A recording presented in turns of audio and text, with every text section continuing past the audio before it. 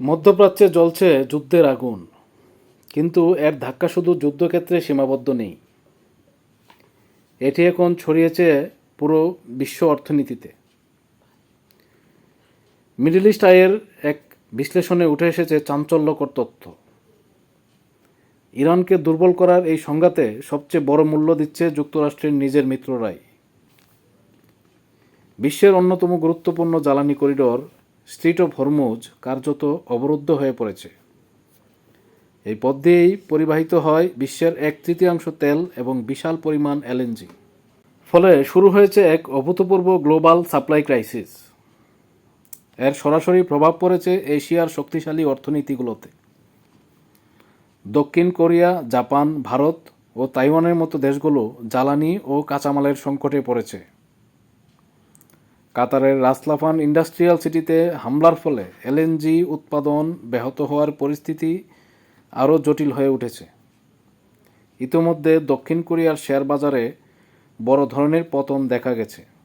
জাপানেও একই প্রবণতা। ইউরোপের অবস্থা আরও উদ্বেগজনক। রাশিয়া ইউক্রেন ওয়ারের ধকল কাটিয়ে ওঠার আগেই নতুন এই সংকট বিশ্ব শিল্প খাতকে প্রায় স্থবির করে দিচ্ছে।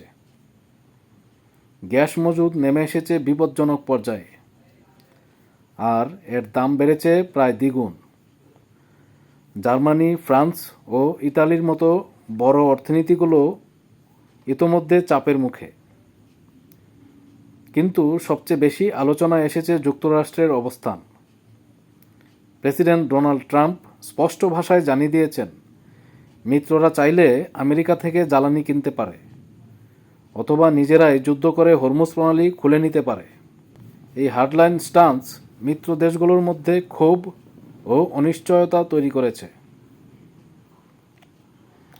বিশ্লেষকদের মতে এই সংঘাত শুধু একটি আঞ্চলিক যুদ্ধ নয়, এটি বিশ্ব রাজনীতির শক্তির ভারসাম্য বদলে দিতে পারে।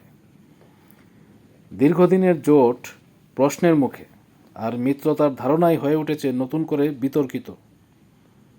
শেষ পর্যন্ত প্রশ্ন একটাই, এই যুদ্ধ কি সত্যি ইরানকে দুর্বল করেছে, নাকি বিশ্বকে ঠেলে দিচ্ছে এক নতুন অর্থনৈতিক অস্থিরতার দিকে?